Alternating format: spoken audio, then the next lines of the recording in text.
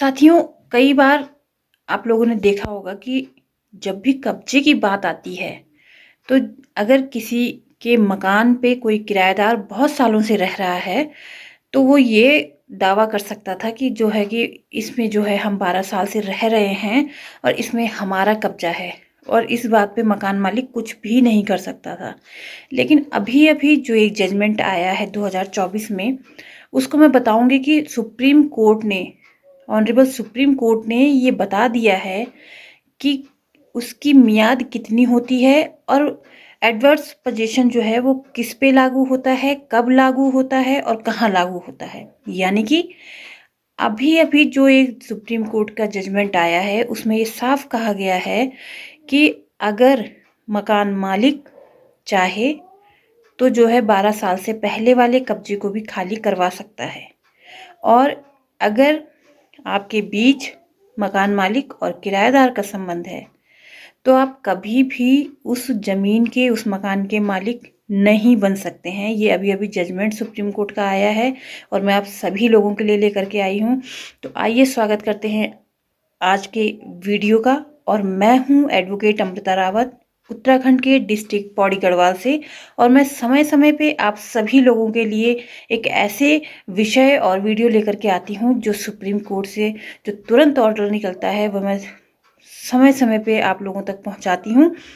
और आप लोगों के लिए क्या ज़रूरी है, किन बातों को आपने ध्यान में रखना है, ये बातें भी आप सभी तक मेरे माध्यम से, मेरे चैनल के माध्यम से पहुंचती हूं। तो अगर आप मेरे चैनल पर नए हैं तो मेरे चैनल को सब्सक्राइब कर दीजिएगा, लाइक कीजिएगा, कमेंट कीजिएगा। आइए शुरू करते हैं आज का ये वीडियो। साथियों, जब भी हमारे मकान में कोई कब्जा कर लेता है और वो ये कहता है कि अब हम इसमें 12 साल से हैं और आपका इसमें कोई राइट नहीं बनता है, एडवर्स पोजीशन के हिसाब से हम यहाँ के मालिक हैं, आपको यहाँ पे कोई भी मालिकाना हक नहीं मिलेगा। और जो भी एडवर्स पोजीशन के जो नियम हैं, जो राइट्स हैं, वो हम पे लागू होते हैं, मकान मालिक पे नहीं। तो सुप्रीम कोर्ट ने ऐसी सोच रखने वाले व्यक्तियों के खिलाफ जो है एक नया कानून और नया जजमेंट जो है पास किया है। यानी कि अगर कोई व्यक्ति, चाहे वह 12 साल से किसी की प्रॉपर्टी पे काबिज है, तब भी वह जो है उस पे कब्जा अपना नहीं बता सकता है। और ये अभी-अभी 2024 में ये जजमेंट आया है। बहुत ही ऐतिहासिक फैसला ऑनरेबल सुप्रीम कोर्ट ने दिया है।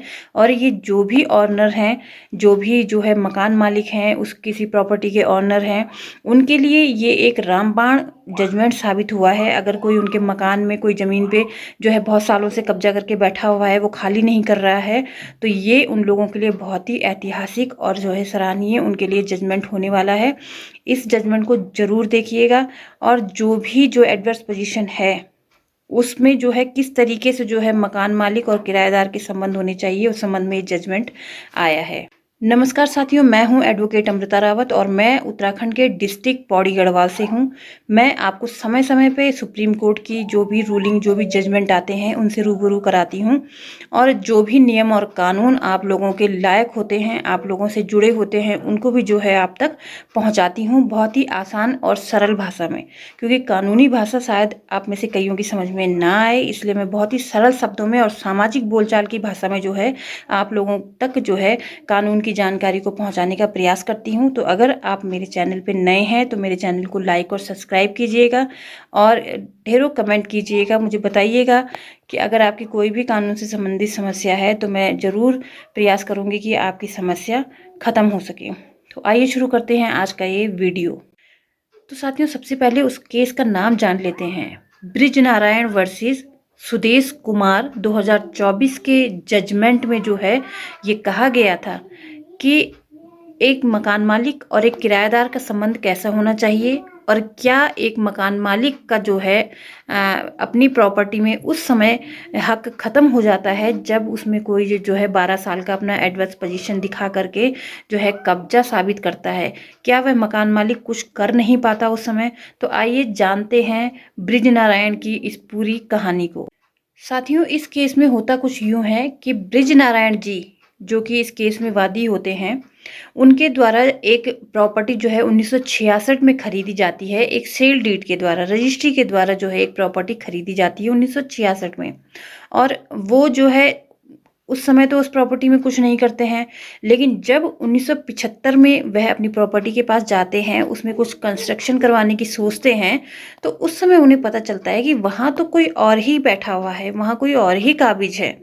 तो ये सब देख करके उनका सर घूम जाता है और वो जो है परेशान हो जाते हैं, क्योंकि जो उस मकान में बैठा हुआ था, जो उस मकान में जिसने कब्जा किया हुआ था, उसका कहना ये है कि हम यहाँ से 12 साल से अधिक टाइम से हम यहाँ पे रह रहे हैं, आपने प्रॉपर्टी कैसे खरीद ली और आप जो है इसके हकदार नहीं हैं, ये हमारा मकान है, हमारी ज़मीन है और हम ही यहाँ रहेंगे, क्योंकि हमें यहाँ 12 साल हो गए हैं और एडवर्स पोजीशन का राइट जो है हम पे लागू होता है।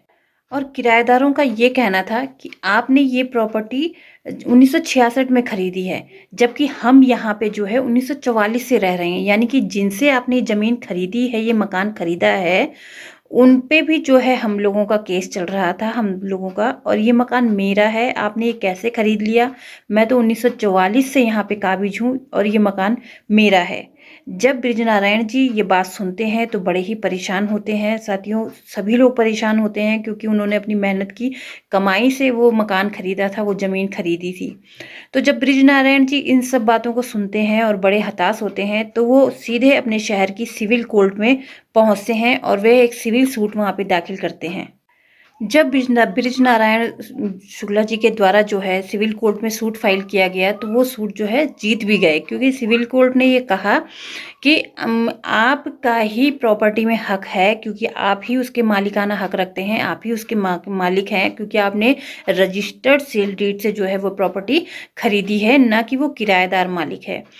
इसका जब जजमेंट हो गया, डिक्री हो गया, तो इस जजमेंट की अपील जो है, फर्स्ट अपील जो है प्रतिवादी के द्वारा, यानी कि जो दूसरी पार्टी जो किराएदार था उसके द्वारा इसकी जो है फर्स्ट अपील जो है वहाँ के जो है अपीलांट कोर्ट में करी गई।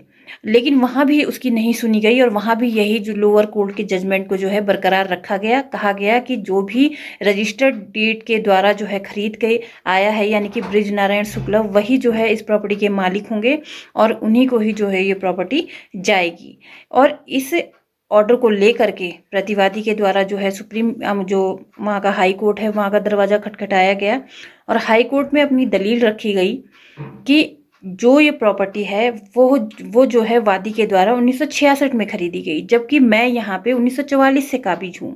तो ये प्रॉपर्टी मेरी हुई, भले ही मैं किराएदार हूँ और मेरा और पहले वाले जो इनके सेलर थे उनके जो है हमारा किराएदारी का वाद भी एक चला था, लेकिन फिर भी ये बात नकारी नहीं जा सकती है कि मैं 1944 में इस मकान पे काबिज हूँ और ये मेरा ही मकान है। दूसरी बात जो उसने सुप्रीम कोर्ट में साथियों कही, वह उसने ये बात कही कि जब मैं 1944 से इसमें काबिज हूँ और ये 1966 में आकर के जो है मुझे बेदखल करने की बात कर रहे हैं, तो ये जो है टाइम बार्ड है, इसमें जो है टाइम इनका ख़त्म हो चुका है, क्योंकि 12 साल का जो टाइम होता है वो ख़त्म हो चुका है इनका, और ये जो है टाइम बार्ड केस लेकर के जो है आए हैं और ये कोर्ट का समय बर्बाद कर रहे हैं। तो ऑनरेबल हाई कोर्ट ने भी जो है ये कहा और जो लोअर कोर्ट के फैसले हैं उनको पलटते हुए ये कहा कि जो मकान और प्रॉपर्टी है वो जो है किराएदार की होगी और ये टाइम बार्ड भी है, क्योंकि जो क्रेता है, यानी कि जिसने वो ज़मीन और मकान खरीदा है, वो जो है 12 साल के बाद आ रहे हैं यहाँ पे, जबकि उन्हें जो है समय रहते यहाँ पे आ जाना चाहिए। इस बात से क्षुब्ध होकर के जो है ब्रिज नारायण शुक्ला पहुंचते हैं ऑनरेबल सुप्रीम कोर्ट, देश की सबसे बड़ी अदालत में, और अपनी दलील रखते हैं कि मेरे द्वारा जो है 1944 में 1966 में ये ज़मीन खरीदी गई और ये जो है हमारे जो किराएदार जो पहले के ये इस मकान में रह रहे हैं, वह ये कह रहे हैं कि हम 1944 से हैं यहाँ पे और जो हमारा जो है एडवर्स पोजीशन का मामला बनता है और ये टाइम बार्ड भी है। तो ऑनरेबल सुप्रीम कोर्ट ने दोनों की दलीलें सुनी और बहुत ही ऐतिहासिक फैसला इस मामले में दिया। इस मामले में सुप्रीम कोर्ट ने 3 बातें कही जो कि बहुत महत्वपूर्ण हैं। सबसे पहली बात जो है सुप्रीम कोर्ट के द्वारा कही गई वो ये कही गई कि एक तरफ ब्रिज नारायण हैं और एक तरफ है सुदेश कुमार जो कि किराएदार हैं। अब जो मालिकाना हक है वो बृज नारायण का है, न कि सुदेश कुमार का। तो जो है ये अपील जो है पहले ही उसमें खारिज हो जानी चाहिए हाई कोर्ट में, क्योंकि जो भी ऑनरशिप रखता है, अब वाद लाने का जो है हक उसी को है, वाद लाने का अधिकार उसी को है। और जब लोअर कोर्ट ने यही इन्हीं बातों को जान करके जो है सही फैसला वहाँ की जो है सिविल कोर्ट ने किया था कि चाहे किराएदार कितने भी साल से वहाँ पे है, आखिर वो ऑनर नहीं है, वो मालिक नहीं है, और जिसने पैसे खर्च करके वो प्रॉपर्टी खरीदी है वही मालिक है। तो सबसे पहला पॉइंट तो उन्होंने यही कहा कि अगर कोई किराएदार कितने भी साल से किसी प्रॉपर्टी में रह रहा है वो उसका मालिक नहीं बन सकता है। इसी के साथ जो है सुप्रीम कोर्ट ने इन्हीं कड़ियों को जोड़ते हुए यह बात भी कही कि जहाँ पे मकान मालिक और किराएदार का संबंध होता है वहाँ पे किराएदार कभी भी मकान मालिक नहीं बन सकता है, चाहे वो 12 साल उस मकान में रहे, चाहे वो 20 साल रहे, चाहे वो 30 साल रहे। वह जो है एडवर्स पोजीशन के अंतर्गत नहीं आता है। और एक जो है इनका जो इनका रिलेशन होता है साथियों, किराएदार और मकान मालिक का, वो परमिशन का होता है। यानी कि जिसकी वह प्रॉपर्टी है वो आपको वहाँ रहने की परमिशन दे रहा है, ना कि आपको प्रॉपर्टी में प्रॉपर्टी का मालिक होने का हक दे रहा है। वो सिर्फ आपको वहाँ पे रहने की परमिशन दे रहा है। तो ये बात आप याद रखिए। सबसे पहले जो इसमें कहा गया है इस केस में कि किराएदार कोई भी हो, चाहे वो 20 साल से हो, 25 साल से हो, 100 साल से हो, वो कभी भी मकान मालिक नहीं बन सकता है। और ये बात वहीं लागू होगी साथियों जहाँ पे किराएदार और मकान मालिक का संबंध है, बॉन्ड है, और दोनों लोग जो है एक दूसरे को किराया देते हैं और किराया लेते हैं। एक आदमी किराया देता है और एक आदमी किराया लेता है। मकान मालिक का संबंध होना चाहिए उसमें, ये लिखित आपके पास दस्तावेज होना चाहिए, आपका उससे किराया लेना बनता हो, तभी जो है ये बात आप पर लागू होगी। साथियों, ऑनरेबल सुप्रीम कोर्ट के द्वारा जो ये दूसरी बात कही थी कि प्रतिवादी का जो है हाई कोर्ट में ये कहना कि मैं यहाँ पे 1944 से रह रहा हूँ और इस पे जो है मेरा ही कब्जा है और मैं ही इसका मालिक हूँ, ये जो है, और जो हाई कोर्ट ने इस बात को एक्सेप्ट भी कर लिया कि ये एडवर्स पोजीशन का मामला है और जो है इनको ही जो है मालिकाना हक मिलना चाहिए, ये बिल्कुल गलत है। ये सुप्रीम कोर्ट ने अपनी दूसरी फाइंडिंग में कहा कि चाहे कोई किराएदार अगर वो किराएदारी के रूप में रह रहा है तो मालिक और किराएदार के बीच में जो संबंध है वो आपको परमिट कर रहा है अपने मकान में ले रहने के लिए, वो आपको अपनी स्वीकृति दे रहा है कि आप किराएदार के तौर पे जो आप मुझे कुछ भी जो है 10,000, 15,000, 20,000 जो आप मेरी प्रॉपर्टी का मुझे किराया देंगे वो आपको परमिशन दे रहा है। ये नहीं कह रहा है कि आप मेरी प्रॉपर्टी पे कब्जा करके बैठ जाएं, ये नहीं कह रहा है आपका मकान मालिक कि आप मेरी प्रॉपर्टी को ही मुझसे छीन लें। तो ऑनरेबल सुप्रीम कोर्ट ने ये बहुत साफ शब्दों में कह दिया कि हाई कोर्ट की इस तरीके की जो है फाइंडिंग बहुत गलत है, और एडवर्स पोजीशन को पहले सही तरीके से जांच लें वो कब लागू होता है और कहाँ लागू होता है। बहरहाल एडवर्स पोजीशन मकान मालिक और किराएदार के बीच जो संबंध होते हैं उसमें जो है एडवर्स पोजीशन को लागू नहीं किया जा सकता है, चाहे किराएदार 50 साल से ही उस मकान में क्यों ना रह रहा हो। तीसरी बात जो उन्होंने जो है टाइम बार्ड की लिमिटेशन की कही थी, प्रतिवादी के द्वारा ये कहा गया था जो हाई कोर्ट में कि ये जो वाद है जो टाइम बार्ड है, मैं 1944 से रह रहा हूँ और ये 1966 में केस लेकर के आ रहे हैं, अब जो है सिविल सूट लेकर के आ रहे हैं। तो ऑनरेबल सुप्रीम कोर्ट ने साफ कह दिया कि जो भी लिमिटेशन है वो तब लागू होगा जब उसने वो प्रॉपर्टी खरीदी है, यानी कि 1944 से लिमिटेशन नहीं देखा जाएगा, लिमिटेशन देखा जाएगा 1966 से, जब वादी के द्वारा वो ज़मीन खरीदी गई है, वो प्रॉपर्टी खरीदी गई है, लिमिटेशन तब से लागू होगा, न कि 1944 से जब से आपका वहाँ पे कब्जा है। तो ऑनरेबल सुप्रीम कोर्ट ने यह भी साफ कर दिया कि ये वाद जो है, ये अपील जो है, वो अगर लोअर कोर्ट, ये हाई कोर्ट ने अगर इस चीज़ के उसमें जो है, इस चीज़ के बिहाफ में जो है जजमेंट, लोअर कोर्ट के जजमेंट को पलटा है कि ये जो टाइम बार्ड है ये सिविल अपील, तो यह भी जो है हाई कोर्ट का जजमेंट गलत है। और ये जो है जजमेंट इस बेस पे करना चाहिए कि लिमिटेशन एक्ट 1966 से, लिमिटेशन जो है 1966 से देखना चाहिए, जबकि जो है वादी के द्वारा वो प्रॉपर्टी खरीदी गई है, ना कि 1944 से। चूँकि सुप्रीम कोर्ट ने ये कहा कि 1966 से जो है लिमिटेशन एक्ट जो है लागू होता है, 1944 से नहीं होता है। और अगर जो है वादी के द्वारा 1975 में जो है सिविल सूट फाइल किया गया, तो 1966 से उनके पास 12 साल का टाइम है सिविल सूट दाखिल करने के लिए, ना कि 1944 से। तो आप समझ रहे होंगे कि मैं क्या कह रही हूँ।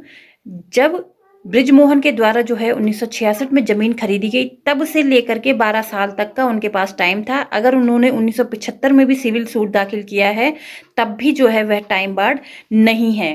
तो इस केस में जो है 3 फाइंडिंग ये जो सुप्रीम कोर्ट के द्वारा दी गई हैं, वह बहुत ही ऐतिहासिक हैं। और क्योंकि कई लोग को देखा गया है कि वो किराए के रूप में रहते हैं और वहाँ जो है जबरन जो है अपना कब्जा कर लेते हैं।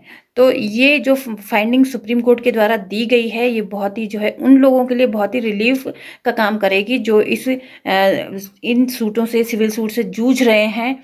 तो उन लोगों के लिए ये एक रामबाण साबित होगी। और ज़रूर आप लोग इस फाइंडिंग को दे करके जो है, इस जजमेंट को दिखा करके आप अपना केस भी जीत सकते हैं। कुल मिला के साथियों, इस मामले से यह साबित होता है कि किराएदार और मकान मालिक के बीच का जो संबंध होता है, उस प्रॉपर्टी में जो है कभी भी एडवर्स पोजीशन लागू नहीं होता है। चाहे वह किराएदार 20 साल से 50 साल से ही वहाँ क्यों न रह रहा हो, वो उसका मालिक कभी नहीं बन सकता। उसका मालिक वही है जिसने वो प्रॉपर्टी रजिस्टर्ड सेल डीड से खरीदी है, जिसके पास खाता खतौनी है, जिसके पास ज़मीन के कागज हैं। कब्जा मात्र करने से आप जो है उस प्रॉपर्टी के मालिक नहीं बन सकते हैं। तो साथियों, ये था आज का मेरा वीडियो। आशा करती हूँ कि आपको ज़रूर पसंद आया होगा। और अब मिलते हैं अगली वीडियो में, तब तक के लिए नमस्कार।